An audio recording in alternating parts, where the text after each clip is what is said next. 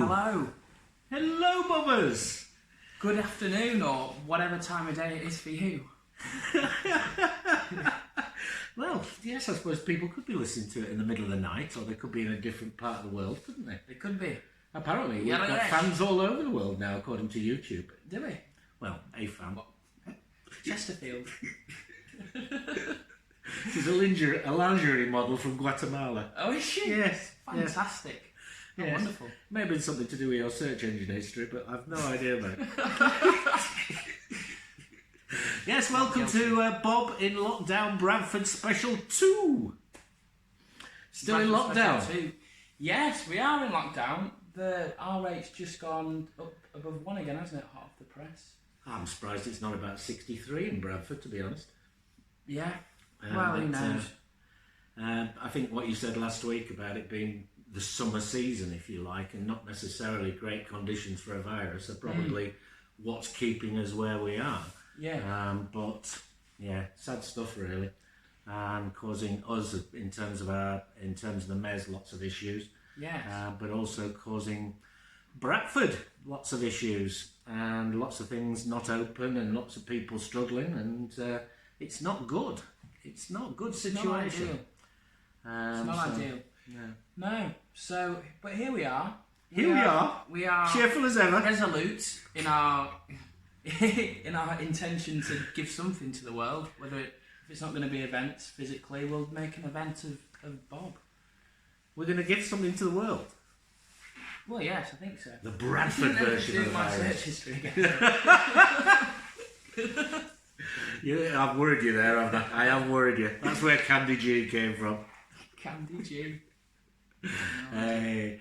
Now then, so yes, those of you who don't know particularly what we do, I'm sure most of you that watch do, but we could just put a quick resume or a quick brief summarisation. A summarisation. Summary, I think. Summary. Probably what I'm looking for. 2 squares a piece, 4 squares a slice. Each square is a topic of conversation. It is. We bring 2 each. Although we're slightly evolving the format, aren't we? So we've decided upon 2 squares that we've pre-planned, as it were. Yes. And the other 2 we're completely blind to, each of the squares. Oh, I hope so. I have been writing surreptitiously, so some live generally live tries swearing. to cheat, but it's slur after slur, isn't it? Absolutely. So we are now well into August. We are. School holidays nearly finished, and we've got a guest with us this afternoon that those of you who may have seen the trailer will recognise as Sci-Pi's alter ego. Stealing my job. Stealing your job. Don't start writing poems, Jess. Back off. You want to say hello, Jess? Hello. Hello. Yes, Brilliant. she's our studio manager, isn't she, for today? And when are you back in at school? On the 3rd of September, and I'm really excited. 3rd of September. So, if my guess is correct, that's when the pub's shut. Right. Otherwise, it really is going to go bananas, but we'll see. And I hope after 6 months off school that it goes really well. So, and of course, other schooling issues or other schooling news. Thomas.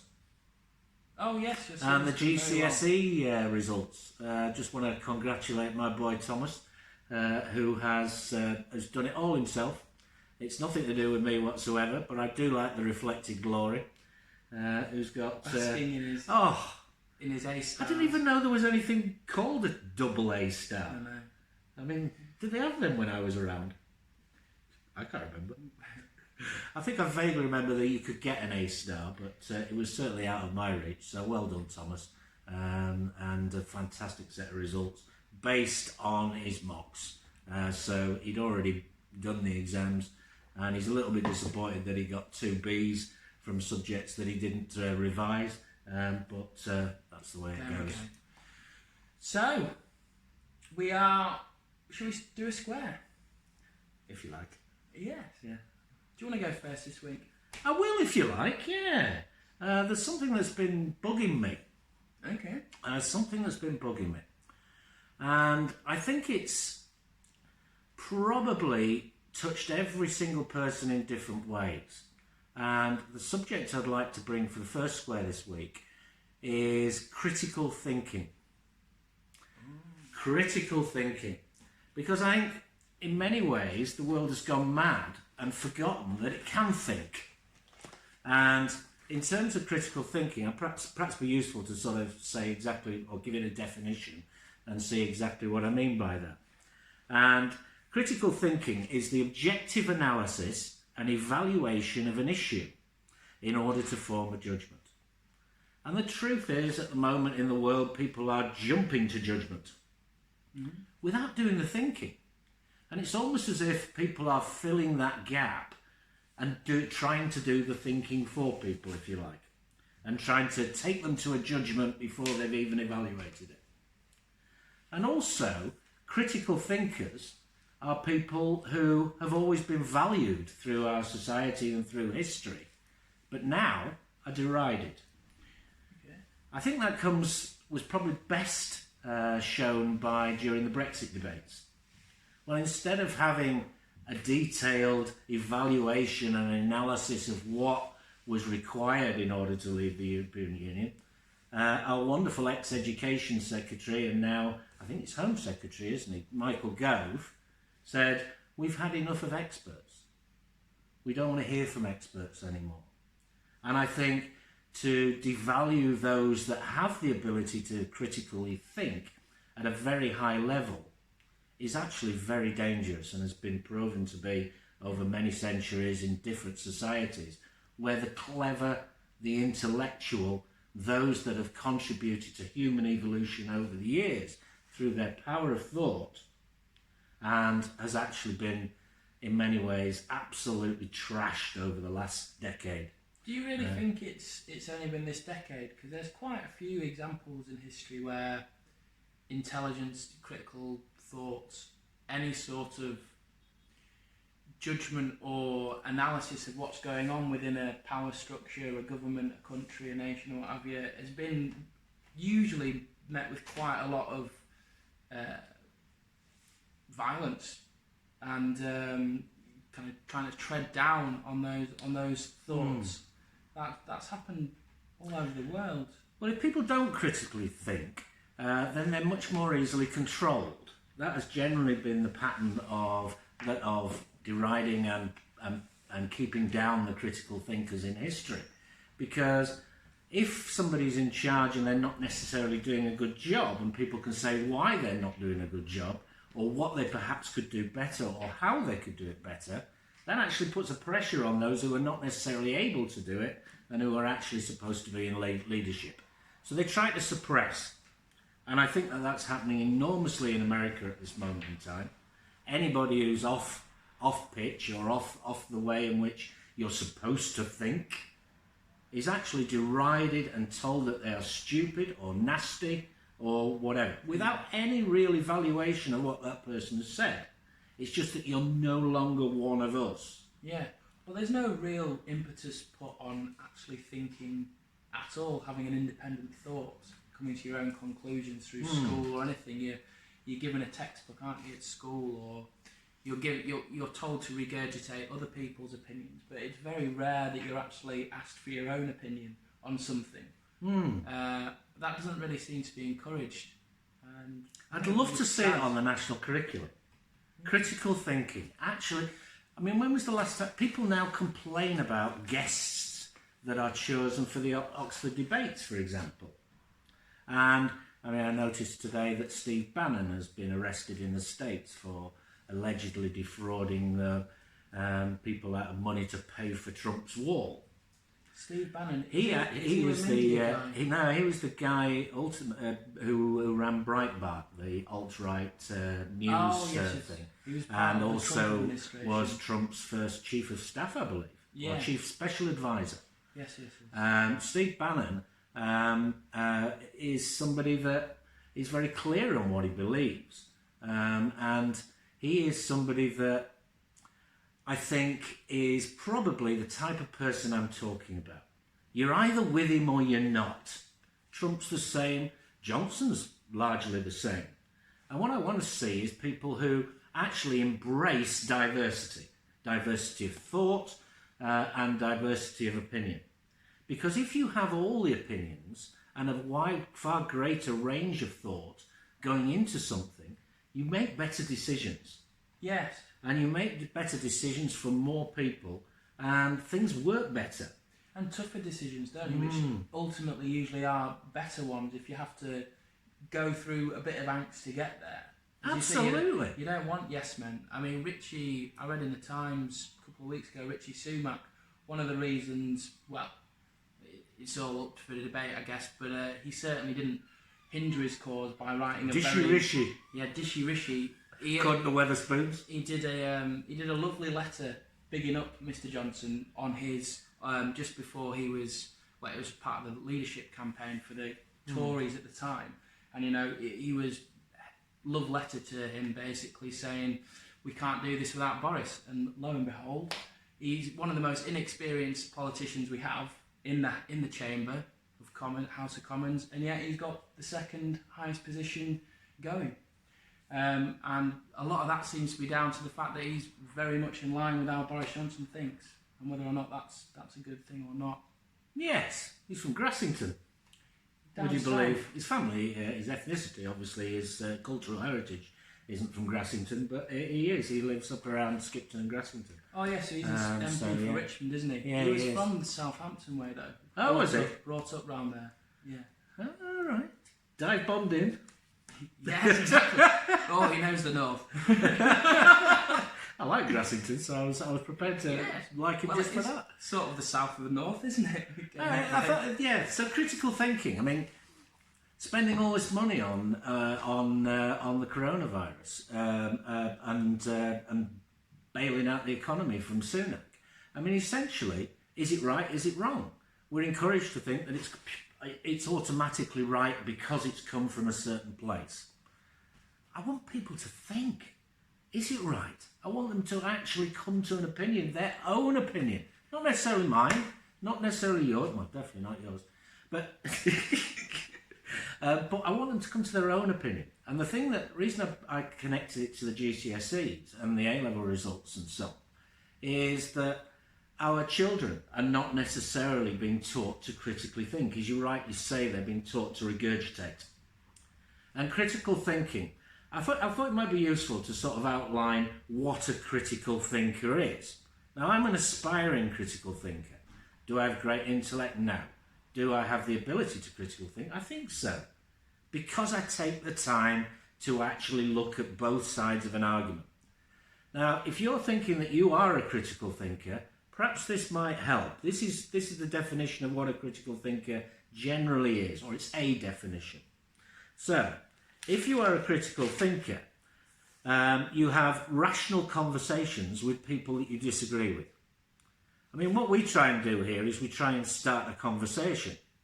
And if we don't agree, I mean, yeah, we have sort of the sort of wrestling sessions that we have, but...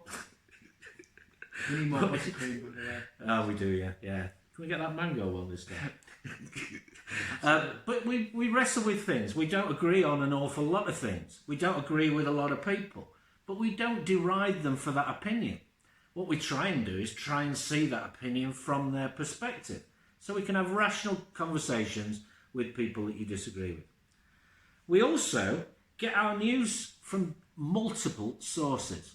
Not just your Breitbart or your algorithm on Facebook, which essentially, you have a look at a right-wing piece of news or a left-wing piece of news, then your algorithm will feed you more and more and more of the same. And that is a serious problem and a serious issue for critical thinkers. Because if you're only hearing one side of the argument, how can it not be right? And so critical thinkers get their news from multiple sources. You also ask a lot of questions, and you don't like people who insult others for their opinion or for who they are. You don't like those type of people if you're a critical thinker, because you know it's stupid. You know that there is more to that person than just that particular opinion, or just where they've come from, or just who they are. So, you're also fascinated by how things work. Right. Now, you're not very fascinated by how things work, are you, really? Not You particularly. like no. to just sort of accept I and like- press buttons. Well, I enjoy understanding how people work, I suppose, in Yeah, you some do. ways. Yeah, you do. But in terms of technical understandings, I don't. My brain switches off immediately through no decision through of my own. It's not a conscious thing. I just don't get it, and I have no interest in it. You're right, but that's neither here nor there really. So you're not necessarily fascinated how things work, but you are fascinated by how people work. Yes, I like I'm not a detailed person on the whole. Critical thinkers are also often accused of overthinking things. Now, that is something that I find a difficult concept. How can you overthink something? If something is deep, if something is difficult, then you do have to wrestle with it. You do have to really force yourself to look at how things are laid out. And sometimes it's really difficult. There might be multiple strands of something, which once you've got them all, it becomes obvious. And that is a balance thing, isn't it? I think, at least devil's advocate would say that you can overthink something if you're using your brain too much. There are other types of body intelligence which you can go for: your heart, your guts. You can feel with your feet probably, and that's there's a lot of intelligence there which doesn't need the brain and doesn't. I'm more of a heart-based person.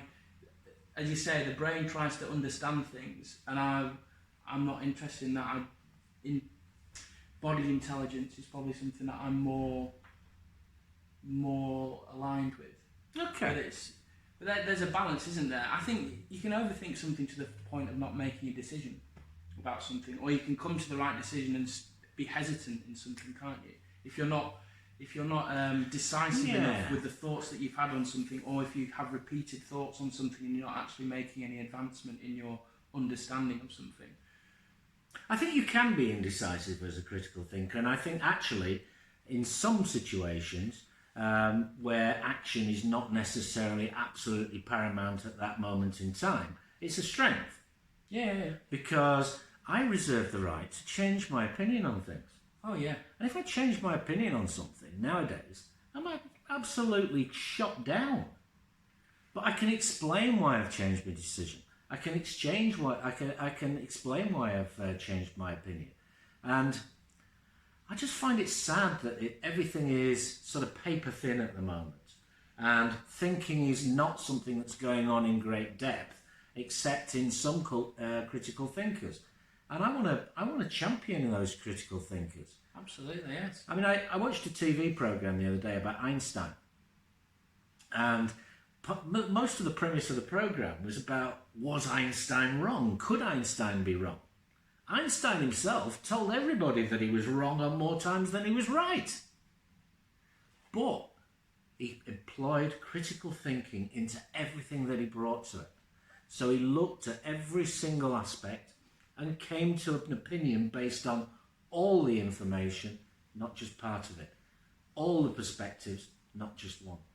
And as a result, human evolution through critical thinking, which is what's taken us for the last 100,000 years from being mating with Neanderthals to where we're at today in the technological revolution of 2020, I think is something that needs to be championed. And if we are to evolve beyond this very early stage of the technical revolution, and we're into a society that is fair and that is one that takes a view that humans are different and takes a view that humans have value, then that's got to be a massively brilliant thing.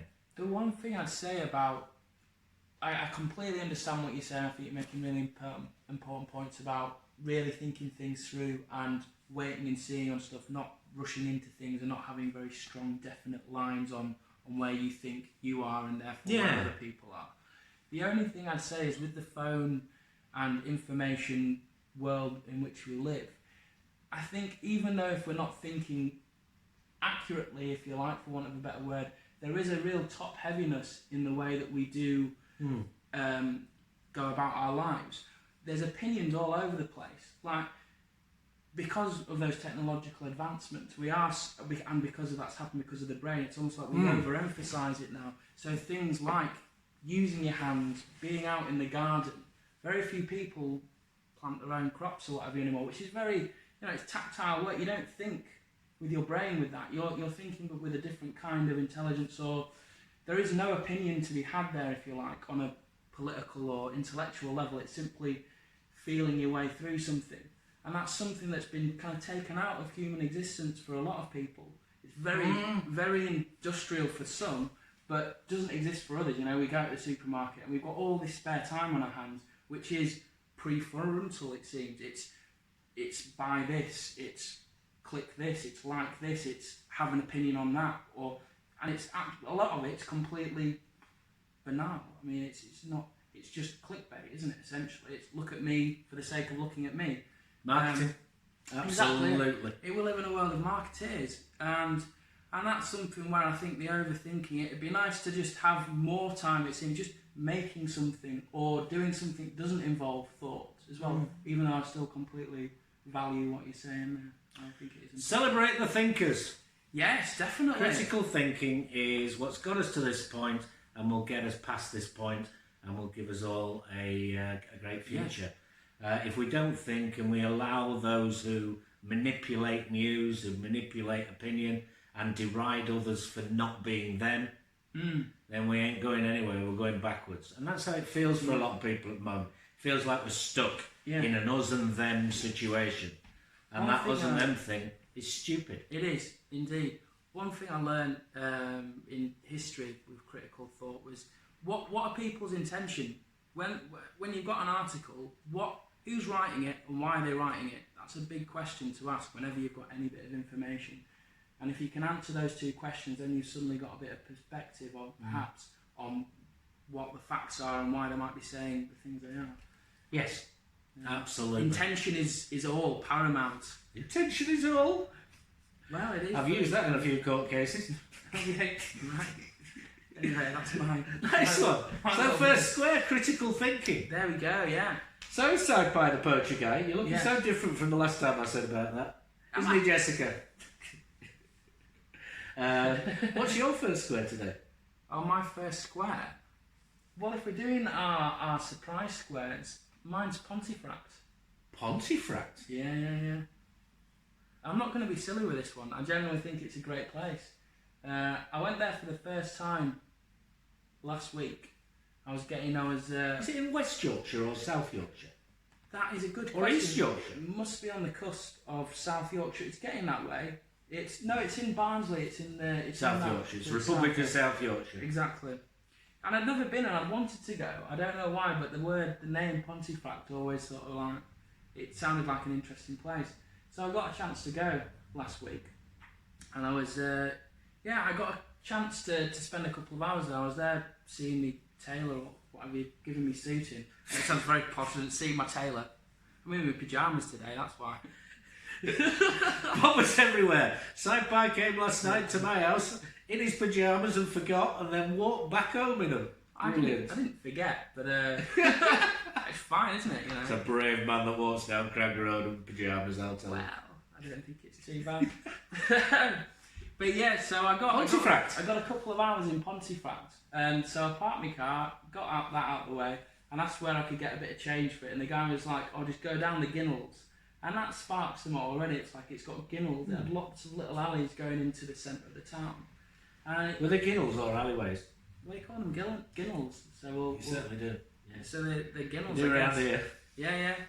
So yeah, I spent a bit of time there, and it's a lovely market town in a lot of ways. Yes, it's in the borough of Barnsley. It's a South Yorkshire town which hasn't seen the best of times for a few years. Let's be honest about that. But at the same time, it's got a lot of good stuff there. What's its heyday? What made Pontefract? Licorice, part of the licorice triangle. Absolutely. So it did. There are people who've disappeared in that, by the way. Yes. Yeah. Quite sour about it, I believe. No, that's the rhubarb triangle. Oh yes, sorry. So yes, licorice was their heyday. They were a big part of the Civil War as well. So it was a royalist base. Yeah. And the castle there got sieged a couple of times. Actually, after the second siege, which I believe they did win eventually, but it was pretty nasty. 2009. Yes, that was it. Mother Hubbard with a turnip. She's like, get out! Republican scum! So she... I don't know what Mother Hubbard did, but the licorice was a big thing. And they basically destroyed the castle because they were like, this is too much of a nuisance. People keep on coming and sieging it, so we're just not going to bother with it. But there's a great little museum there, you know, if you do like a bit of culture, and in a time of lockdown or what have you, where we're not supposed to be going massive amounts of places, Pontefract's worth a few hours. So is Pontefract some kind of river, or? I've no idea on that front. It's unusual for towns of that age not to be built around rivers or certainly high up or whatever. Pontefract, for me, I have been at Pontefract. Oh yeah. Yeah. And they take, I mean, with it being the licorice capital of Yorkshire, they take all sorts, you know. Oh God. Yeah. That was borderline quite good. Oh, I thank you. Yes, borderline. They've got the Haribo. Thank you, Bertie. There, you know. They've got a big Haribo factory. Have they? Yeah. Oh, how disappointing. Well, yes, it's something to do if you like sweets. Obviously, I like the history more.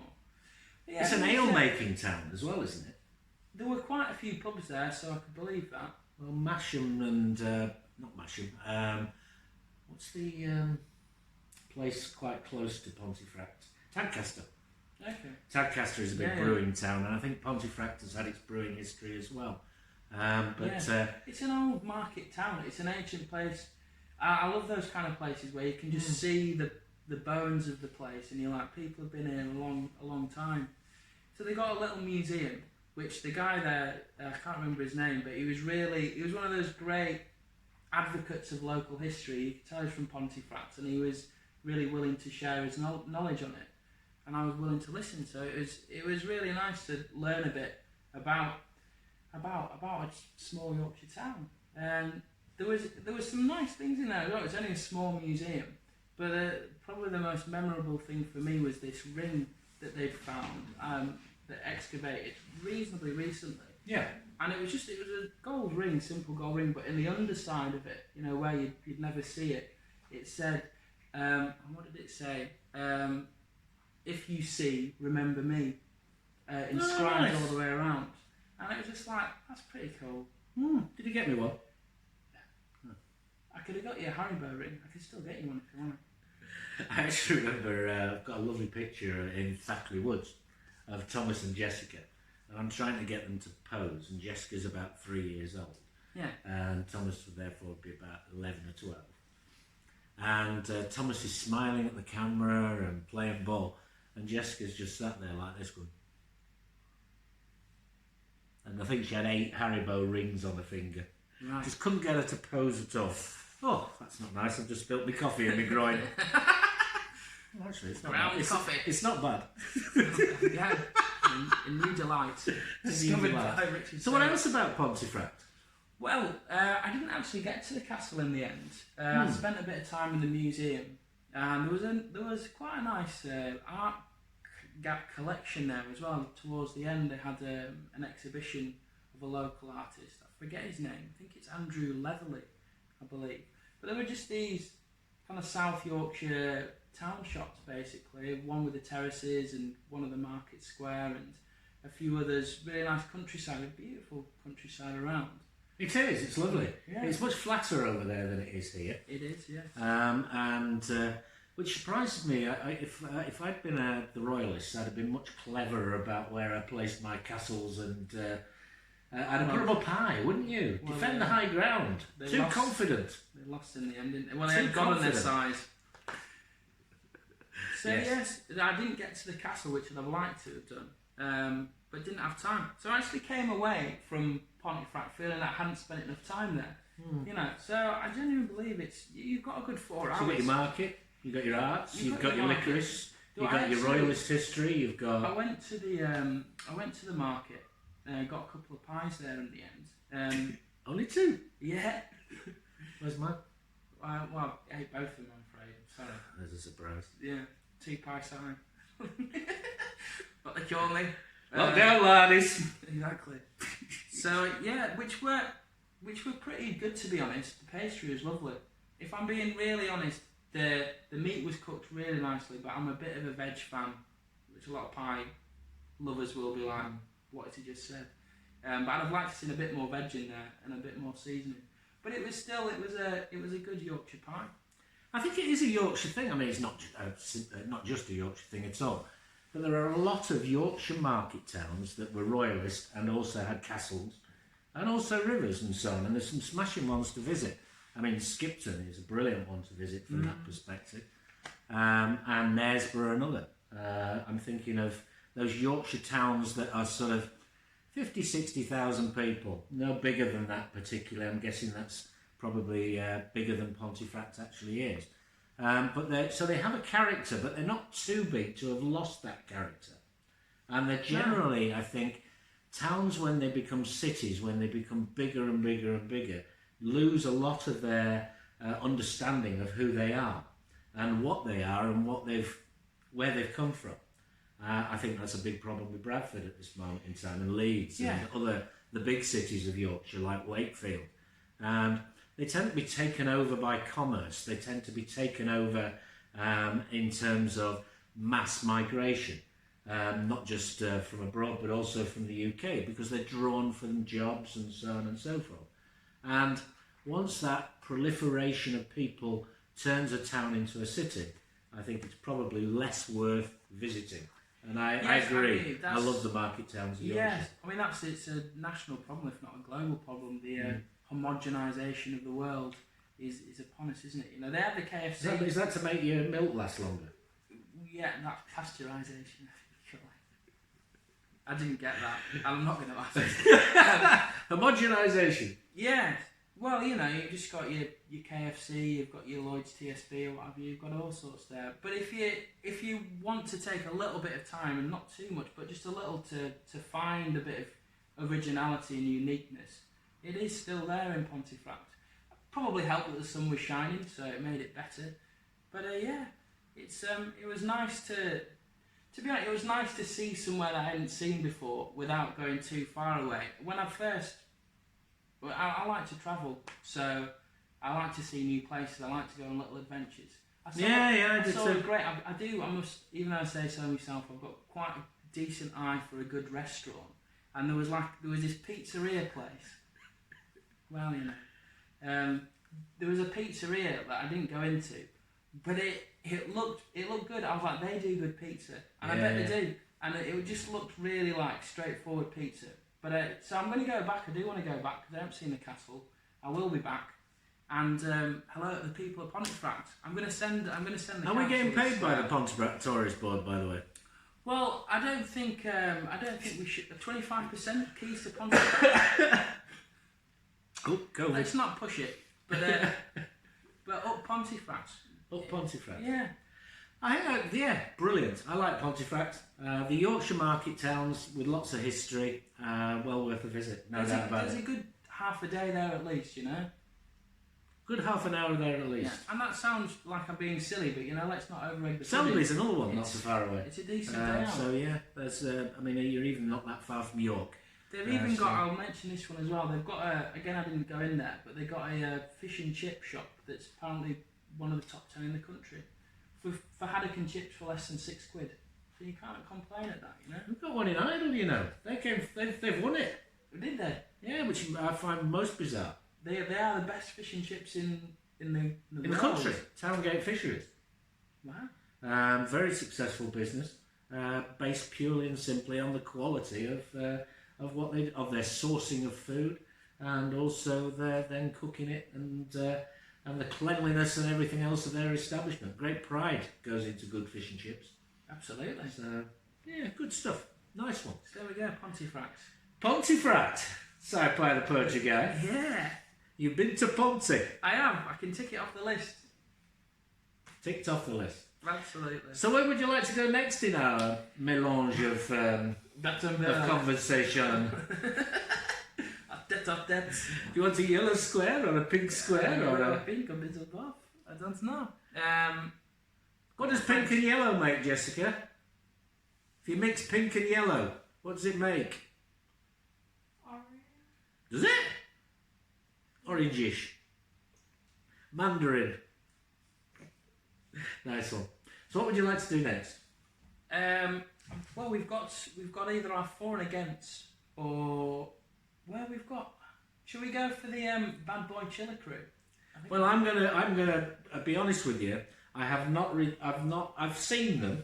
Okay. The Bad Boy Chiller Crew. Yeah. But I'm not that au fait. You're not. See, I thought I had you down. I'm not that down with the Chiller Crew. I thought you were kind of part of the Bad Boy Chiller Crew. I quite like what I've seen. Yes. Yeah. So you're pretty. Bradford's finest. I've got to be proud of them, haven't I? They've got like over 200,000 likes on some of their stuff, haven't they? Nearly as many as BoB. It's huge. Let's not mention it. No, they've done really well, haven't they? You know, in terms of reach. They're like Bradford's. They seem to be Bradford's. Bradford's.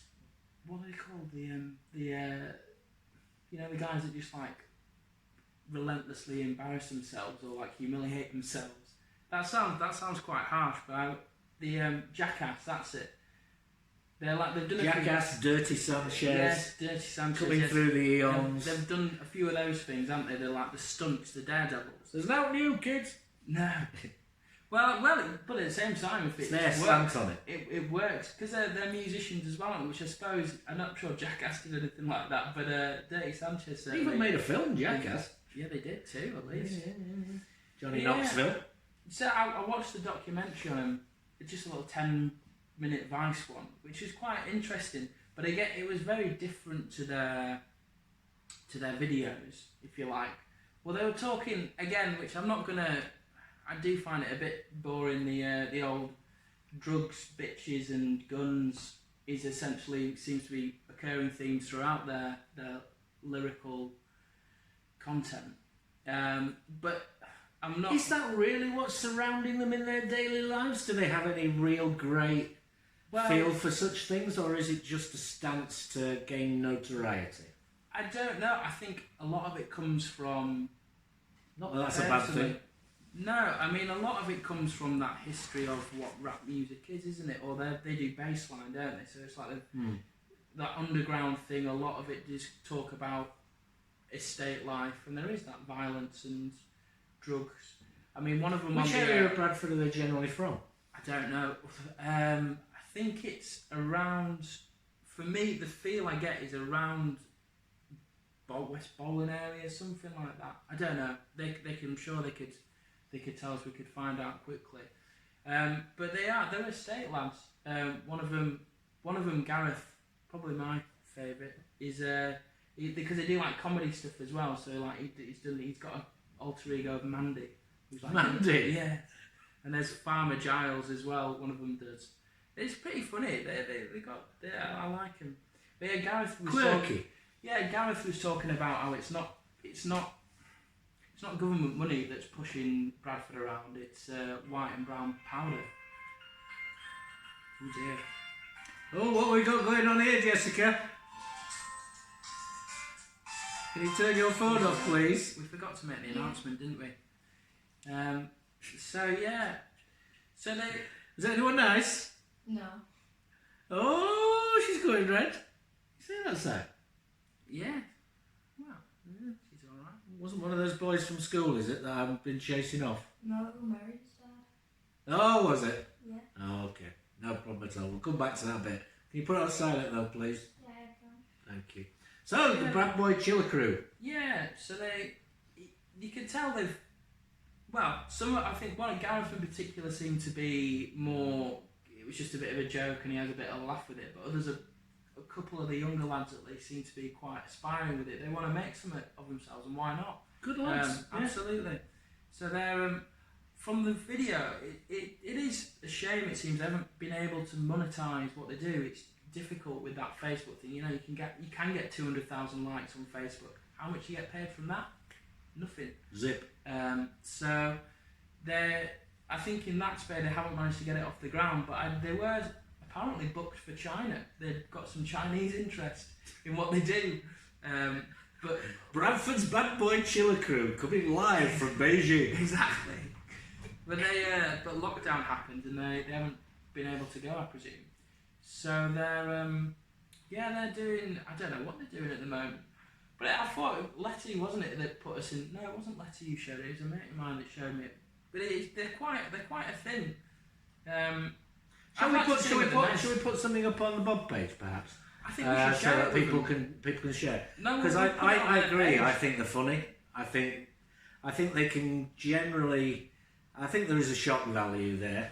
But in terms of talent, I think they're a talented bunch, and I'd like to see them more in the mainstream and more valued, perhaps. They've got an authenticity about them, which is refreshing to see. Sometimes when people go from that sort of on the street, if you like, that sort of urban grime type of feel, and go into the mainstream, they're either accused of selling out, and some of them do, but just when they get into the mainstream, they actually lose that spark of who they are sometimes. And maybe I hope that doesn't happen to them. Well, it's interesting. It's like that made it thing. If you've got that hunger to get somewhere, and then once you've got somewhere, you're like, oh, what do I do now? And you sort of that impetus you had is suddenly gone. It's more difficult to sort of come up with edgy lyrics and so on when you're writing them in your jacuzzi in Hawaii. Yeah. Yes. I find that anyway. Yeah, absolutely, yes. It is difficult, and the bubbles get in the way. Terrible. But yeah, big up the waterproof Bad Boy paper. We're far too middle class for him, aren't we, Richard? I certainly am. You speak for yourself, lad. Oh, so I forgot this is BBCC in the making, isn't it? Oh yeah. If you're looking for a sort of slightly older member of the Bradford Bad Boy Chiller Crew, I think I'm up for it. He's actually only 19. He's just. We won't talk about it. Multiples of 3. Yeah. Multiples of 3. Indeed. So should we invite them to the mess, do you think? I think we should. Give them the mess. We've got a cracking venue for you lads, I tell you that. We do. It's a bit grimy, so you'll like it. Yeah, it's in an old Victorian mill. How Bradford do you want to get? Exactly. So if you fancy using it for a shoot or some sort of launch, more than welcome to do so. We should send them some photos of what we did with the photography workshop. Yeah, Adrian Wilson, really cool. Yeah, there's some. I've got a whole load of photos which I'll put up on the Mez page as well, which are just wonderful. And thanks to the photographers for letting us use them. So yeah, absolutely. So yes, we've got a cracking venue. So yeah, I'd like to meet them, and I'd like to do like a comedy thing with them. I reckon that'd be good fun. Do I wear my Kevlar just in case? What's your Kevlar? Kevlar is the substance that bulletproof vests are made from. Oh, right. It's a substance that will absorb energy. Well, Boys and Toys, one of them at least is always carrying, I believe. I don't know, I'll mention it. I don't know. Well, this is the thing. Really?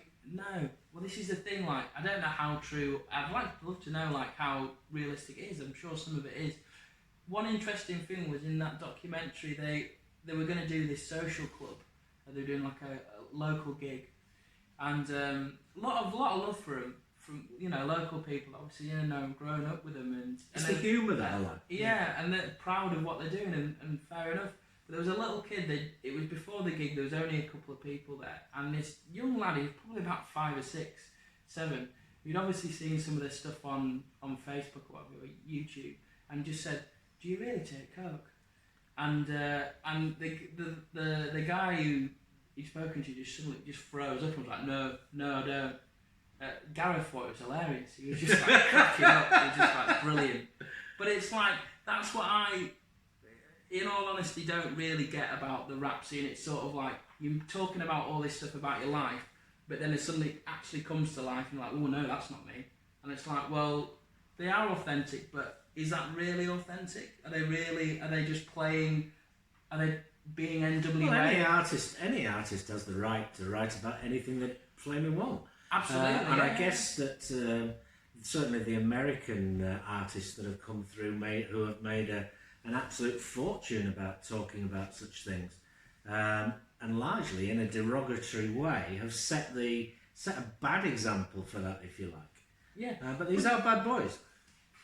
And chillers. Yeah, I mean, well, this is the thing. I mean, I think some of it is real. That kind of stuff does go on, but how much it's now been inflated to a point of just machismo or front, or just filling bars with words. You know, it almost seems to be like a go-to in a lot of rap things. Like, oh, what shall I talk about? Well, I need something to rhyme with fun. Oh, like, let's just talk about shooting guns.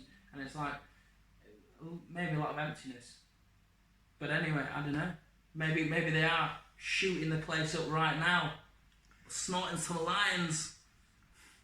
Bad boys. They're not coming to the men's then. If they're going to, no, we're not doing that. Are we not? No, we're not shooting lines.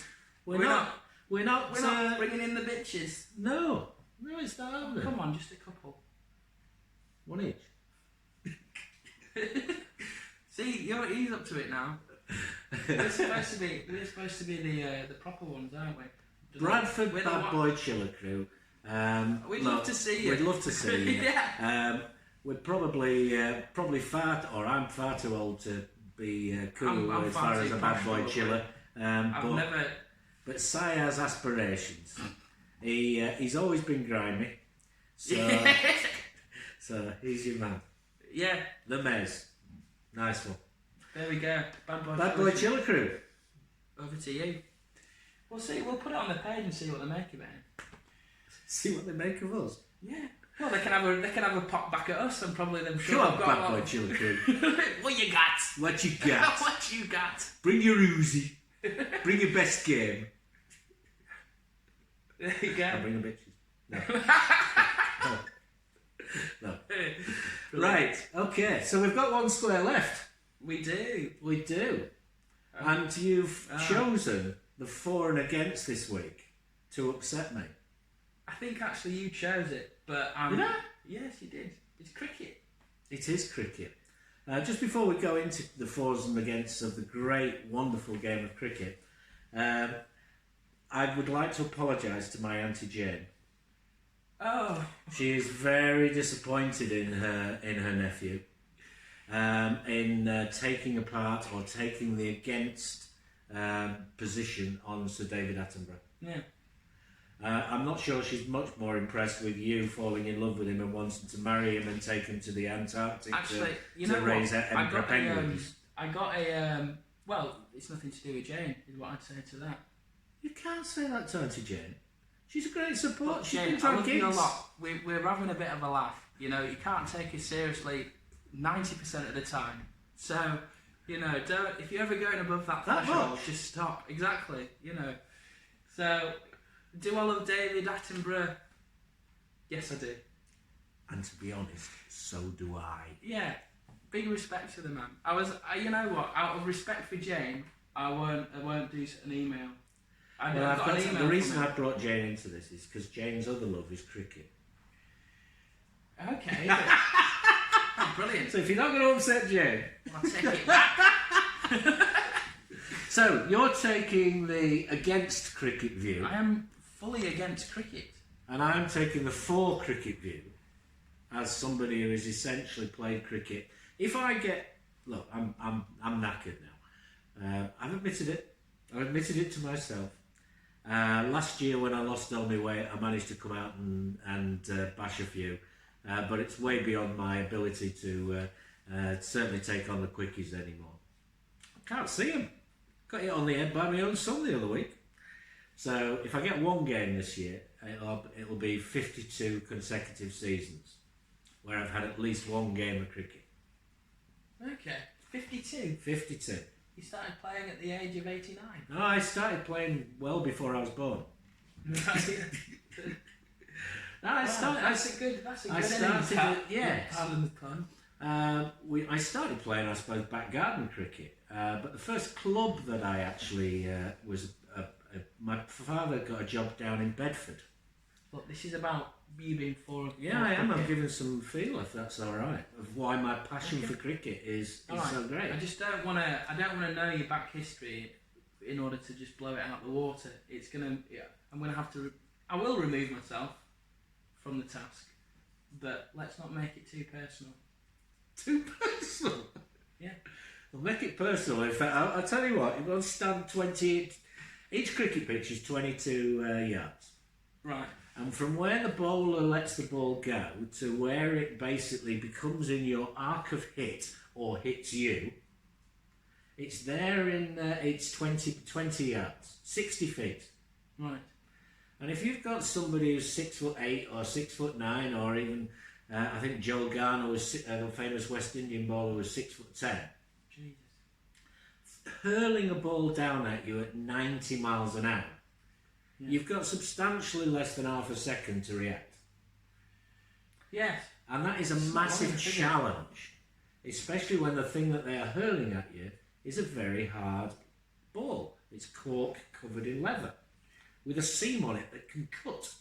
But not a lot of people class this as just pure stupidity. No, challenge. That's what it's about. It's war without bombs. Okay. Or war without bullets. It's... War with balls. Yeah. I mean, we've got a lad who's going to play for Thackley on Saturday, Henry Edwards. And Henry's normal bowling is very, very disciplined until somebody hits him. So if a batsman actually gets hold of him and hits him, he then tries to knock their heads off. And often succeeds. And it's an enormous battle of character. If somebody is... but it's got nuance. It's got spinners. It's got seamers. It's got all sorts of different bowlers that can challenge you and challenge your reactions and challenge your ability to get a ball onto the centre of the bat, get it away, run backwards and forwards and score runs for your team. And it's very, very, very much a team sport. It just sounds ridiculous, doesn't it? What were your first sort of... I mean, when you first came to cricket, what did you come to? Why didn't you like it? It's because you weren't very good at it. They were scaredy pants. Well, no, I think of cricketers as the scaredy pants, if we're going to call them such things, themselves. I mean, if you're gonna do all this challenge, how about challenge your skin and body to deal with the blows? Why are you wearing pants and a helmet? I think you're... That is a fair argument on the grounds that I've never worn a helmet. There we go. But then again, my Uncle Duncan fell down a tin mine, 30 foot onto his head, and the Sarah skull is apparently very thick, which says a lot. Alright, to be honest, there are 1,000,001 things that you could do that are more worthwhile than cricket. I'm sure there are. Setting yourself on fire, that's one of them at least. Bulldozing your own house down, that's way up there. Right. It's a bit of cricket. And working at McDonald's as well, I think, that's also a better time spent. I mean, it takes days to play. That's one of the big arguments against it. Does it? Yes. If you take it to its test, you want the challenge, Test Cricket Ultimate Challenge. Yeah, very much so. 5 days. That's a long time. Is it? Yeah, it is. 5 days for a sporting... We've just watched the World Snooker together. Yeah. That was 17 days. Oh, yes, but that's not one entire match. Well, neither is cricket. It is an evolving situation throughout a test match, in the same way as a snooker tournament is an evolving thing throughout a tournament, until you come down to basically one bowler, one batsman, needing one to win or one wicket. Yeah, the game itself does not. You know that as well. I did, yeah. The game is the game takes 5 days. A snooker match takes 2 days maximum. I mean, the one thing I'd say, another thing I'd say rather is that, yeah, really, I'm struggling with this. I'm going to be really honest.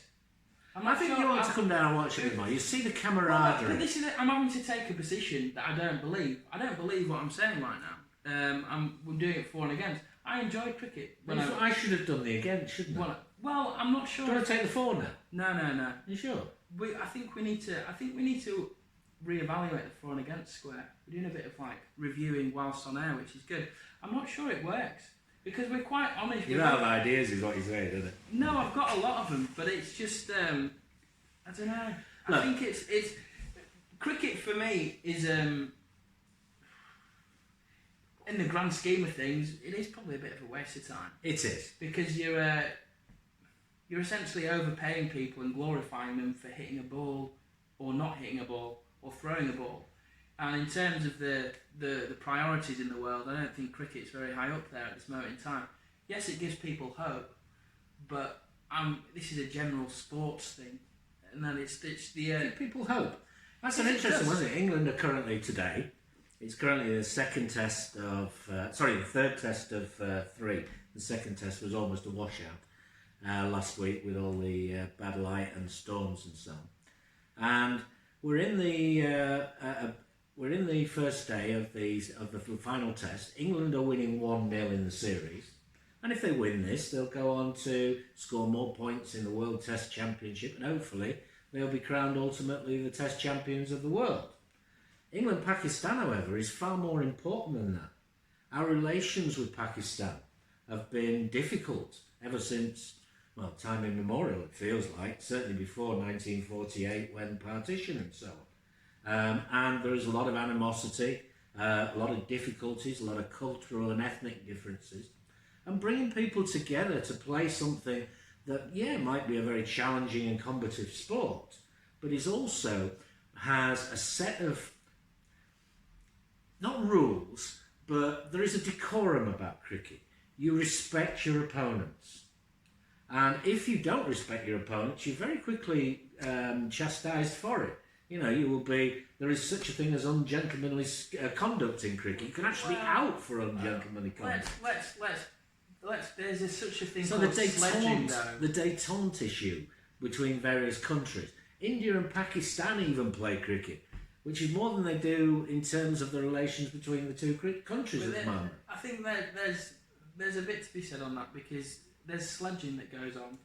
Sledging is part of it, yes. Yes, but sledging is disrespecting your opponent. I mean, let's not get away from it. It's trying to put them off through insulting them. That's what sledging is.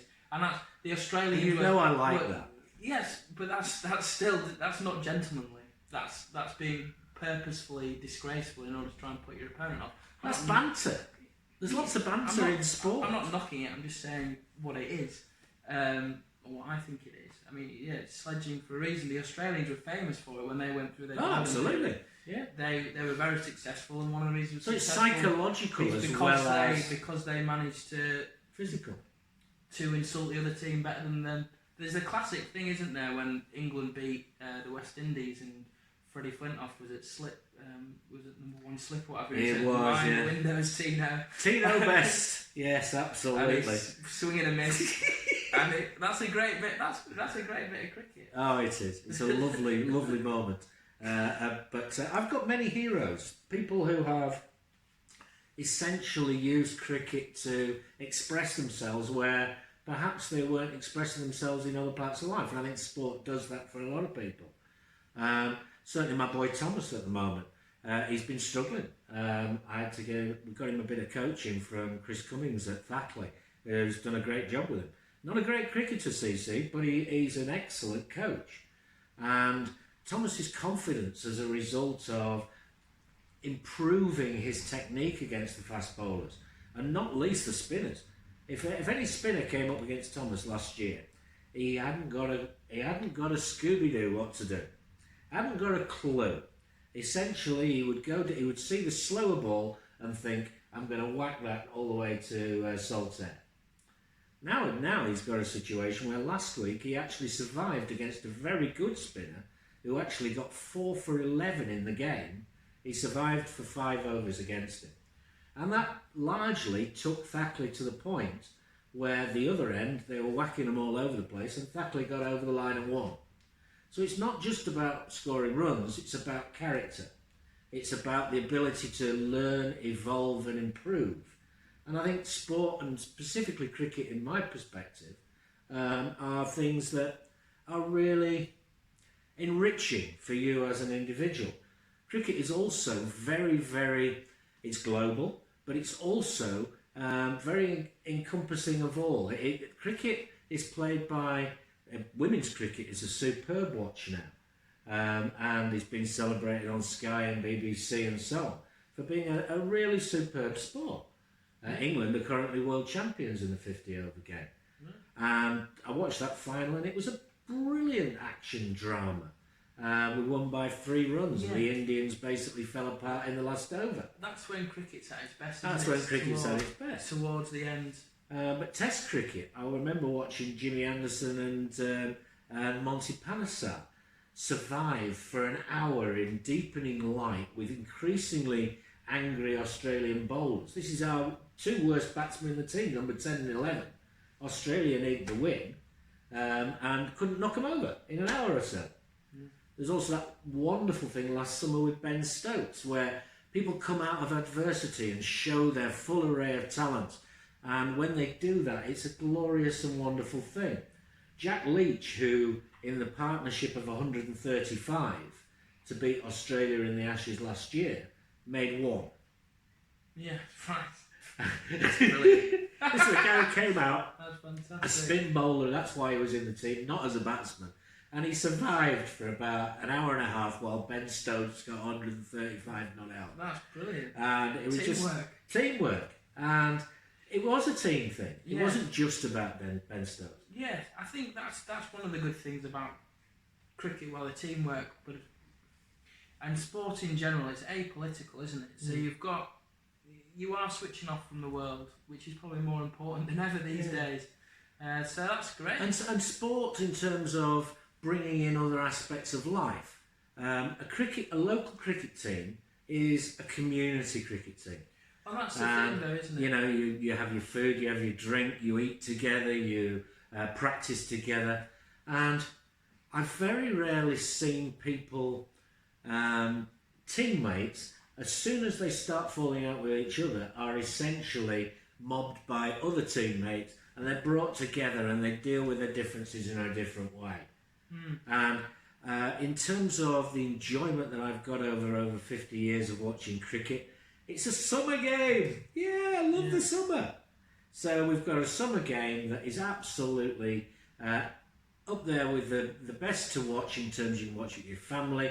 There is banter, there is camaraderie, and no little skill and no little bravery in playing. And it's something that has tested me for many, many years. I've occasionally come out on top, but not very often. And I would recommend cricket to all. So. Yes, cricket. I mean, as you can see, I've gone away from being against it. I'm still against, in any sport, the glorification of it. These are people at the end of the day. Oh, absolutely.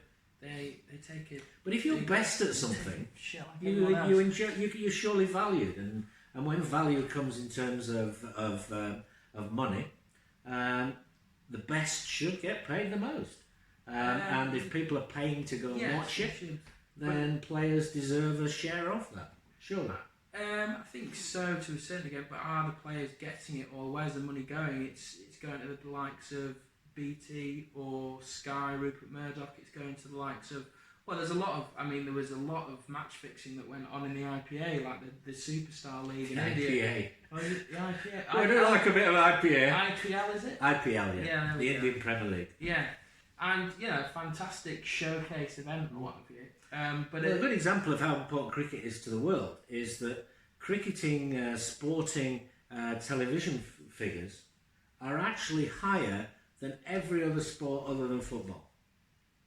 Yeah. The World Cup final in football basically has held the records. But the final of the IPL, for example, 1 billion people watched it. Yeah, fair enough. 1 billion people. I just personally, I don't think that anybody's worth more than, well, $3 million a year, £3 million, something like that. Going I'm up for that. Yeah, going beyond that, it's getting a bit silly. I don't know, care what you do, especially for something at the end of the day, they're not finding cures for cancer, they're not progressing agriculture, they are, at the end of the day, hitting a ball very well. They're entertainers. A lot of entertainers are wonderful people that do a lot of healing in the world and give a lot of people a lot of hope, joy, happiness, which is in just as important as anything else in life. But it's still, I don't know. Some of it about valuing all aspects of character. Yes, absolutely. It is. So it's the physical, the emotional, the intellectual. It's discipline. It's all those things. It is human character building. But what I find interesting is the amount of joy that you get from that clip paying £5 subs, £10 subs a week. No, they pay me. I do the scoring. Well, there we go. But you know, we're talking about tens of pounds here to get that nourishment, that sense of community, everything that you like from cricket. You get that at a very small level. You know, no one's getting paid huge amounts. Some of them are getting £10 a wicket. Is it really the amount of joy that we're getting at the highest end worth a million times more than that, or you know, thousands of times more than that? I'd argue probably not. Yes. No, I'd agree with you. Yeah. It is out of. I mean, you look at cricketers in the IPL. In the IPL, they actually have an auction, but those auctions are based on what that player can bring to your. So Ben Stokes holds the record for the highest. I think he still does. The highest ever paid for a player for 6 weeks' work in the IPL. Really? And they're about £2 million. Wow. A bit short, but it wasn't far off. Now, Ben Stokes, in terms of the club that he joined, I've got a feeling it was the Kolkata Knight Riders, but I'm not sure about that. Bob will tell me. Basically, their television revenue went up through the roof because Ben Stokes was coming to play for them. Their stadiums were full every week, and just the sheer buzz of the place was increased by having somebody like Ben Stokes there. He didn't do that well in his first season. He's done pretty well over there, but not to the point where he's been the highest performer.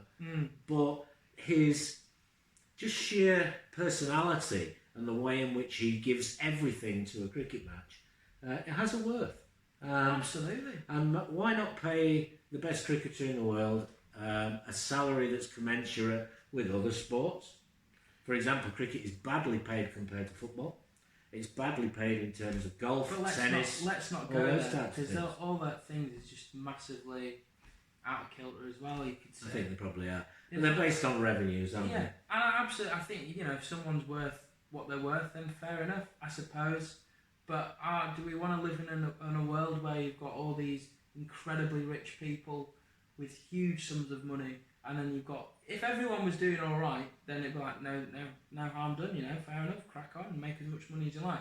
But since there is deprivation in the world, and there are people that will never see, a few £1,000 in 6 weeks, let alone 2 million. I mean, the contrast in India is very, very stark in that situation. No doubt about it. But you can also, the slums. I'm sure a lot of those, they love cricket over there. They're absolutely obsessed with it in India, and it in a dire situation does that. It's that Oscar Wilde phrase, isn't it? Lying in the gutter but staring at the stars.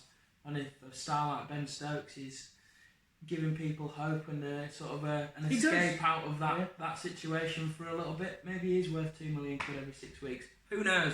I'm going 360 here, End happening every 2 minutes. Bit like I should have done with David Attenborough last week. See, changing his opinion, changing and learning as we go. So thank you for that. Cricket Saturday tomorrow. Thackley seconds at St Chad's at Bromfield, and Thackley first at the home of cricket, Thackley Cricket Club, from about 1 o'clock. Get yourself down. Everything will be socially distanced. Everything will be safe. The club have done an amazing job in terms of the flow of the bar and so on and so forth. And have yourself an afternoon where there is an ebb and flow.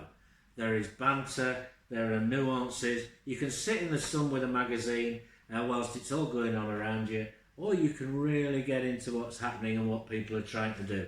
And it's worth a visit, worth a watch, and isn't just this generalised, boring 5 days you can have a draw. Well, some of the greatest draws have been really quite impressive to watch. So imagine that's me as a cricket fan. Yeah, English summer. Good way to spend it. Right, so Pie the Poetry Guy. There we have it. Four squares make a slice. Synchronising. Nice one. Nice one. Bob in lockdown special 2. Keep yourselves safe, and hopefully Bradford will get the message and we'll be out of lockdown soon. Yes, let's hope so.